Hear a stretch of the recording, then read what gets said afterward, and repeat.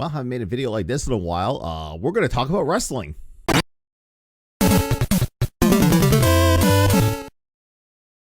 What's up, guys? Johnny Chase here. Welcome back to the club, where today we're going to talk a little bit of pro wrestling. Haven't done this in the channel in a very long time. You'd think I would, since the name of our community is the Syrup Club, and it's obviously a rip-off of a wrestling organization. Don't tell them I don't want to get sued. But I was laying in bed one night, coming up with, ideas for videos and topics to talk about.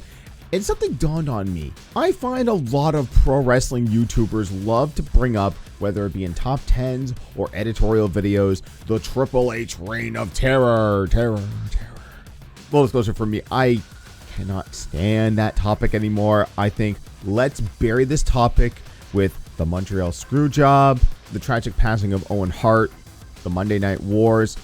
There have been so many documentaries and so many people talking about said topics, it's been done to death. And I think the Reign of Terror kind of belongs in that camp. But then I got to think, I was like, why do people exactly hate the Reign of Terror? Is it because Triple H had a big stranglehold on the World Heavyweight title for so long? And then it got me thinking, are we in a Reign of Terror right now? As of this coming August, depending on whether or not the writers actually want to take the titles off of him, Roman Reigns will be WWE Universal Champion for 2 whole years. 2 whole years! And there's not going to be any hot potatoing of the title. Like, he's not going to give it to a babyface just to win it back at the next pay-per-view. Which I think that's what a lot of people have a problem with the Reign of Terror, is that there was a hot potato area.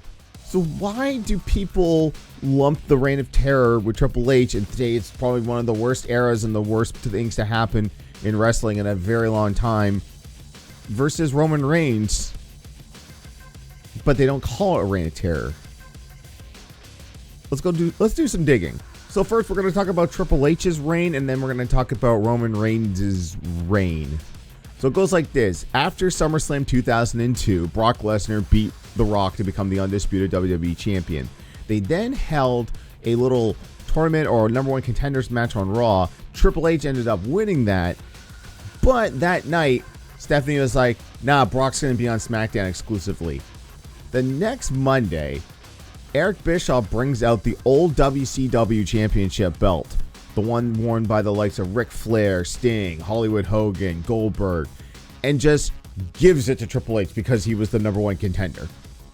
And that kind of irked a lot of people. What came as the start is now the Reign of Terror, where seemingly, Triple H would, his ass kick, but then he would always somehow come up on top. And he would go on to, quote, bury the likes of Kane, Rob Van Dam, Booker T, Scott Steiner. There was only little tiny glimpses of the reign ending. Shawn Michaels defeating him in the first ever Elimination Chamber. Goldberg beating him too little too late. But the keys to all of this is that after he loses the belt, he immediately gets it back. Other than the guy we can no longer talk about getting it at WrestleMania 20 and then losing it to Orton and then Triple H getting it immediately back. That was the only brief period where there was no Reign of Terror. And then the Reign of Terror officially ended at WrestleMania 21 when he did the favor to Batista, giving him the World Heavyweight title. Then he started to kind of dial back and slow down. But as I'm looking at Roman Reigns, who had a shot at the Universal title against Goldberg at WrestleMania, but then came back at SummerSlam 2020 after The Fiend defeated Braun Strowman. Then he proceeds to just murder everyone. So much so that I would say half of his legitimate world title, Universal title, or whatever we call it, contenders are no longer with the company. We have The Fiend, Braun Strowman, Cesaro, Daniel Bryan. They are all either with AEW or just, kind of doing their own thing, or just, staying out of the limelight until they're ready to come back. But he's also challenged his own cousins, the Usos, Rey Mysterio, Edge, Drew McIntyre. For some reason, Sami Zayn, as I'm looking at this, what did he fight Sami Zayn? Oh, a throwaway Friday Night SmackDown. Who knew?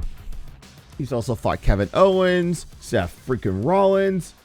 the Demon Finn Balor, which the only thing I remember for that is that Demon Finn Balor flopped like a fish, and then the top rope broke for no reason.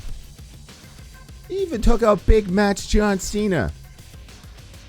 And as of this recording, he defeated probably his biggest hurdle, Brock Lesnar, at this year's WrestleMania to capture the WWE title, which now that he has both, they're kind of stuck and be like, what do we do? We have, both world titles on one guy.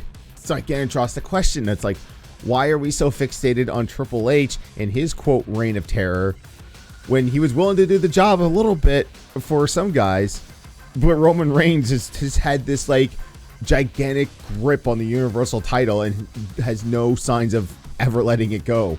So I guess there's some reports that during a house show that Roman got on the mic and said he's probably never coming back to, I think, like a Jersey town. I don't know if that was just heel heat to kind of, piss the crowd off going home, or they're thinking that he's eventually going to start holding back or reeling back his positioning and maybe, not being such on a big full-time schedule.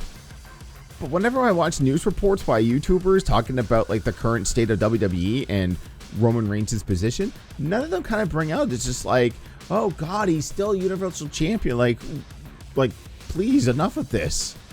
Like, they're not calling this the Reign of Terror, which, how can you not? It's in his name.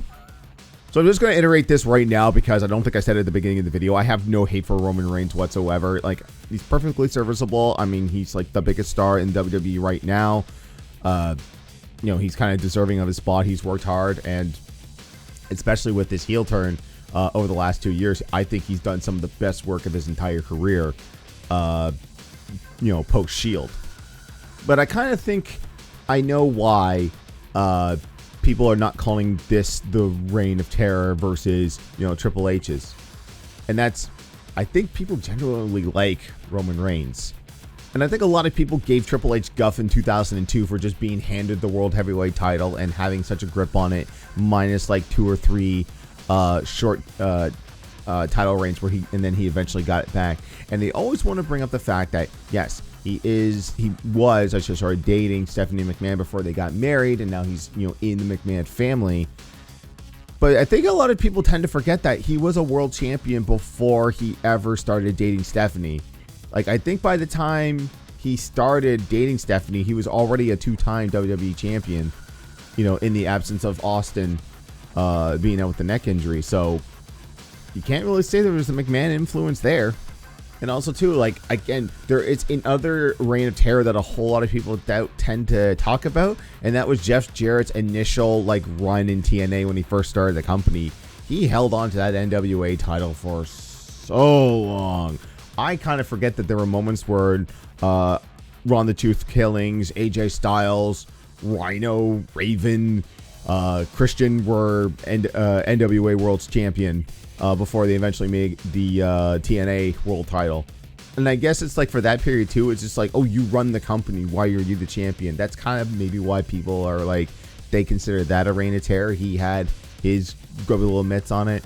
So maybe that's, I think I just maybe answered my own question, or I'd like to know what you guys think. Do you guys think that guys like Triple H and Jeff Jarrett being so prominent in like the behind the stage stuff, that's why they call it a Reign of Terror, versus Roman Reigns, who's, not really a backstage producer or whatnot. He's just, he's just Joe. He goes out there, kicks ass, and they give him the belt. Is that the reason why?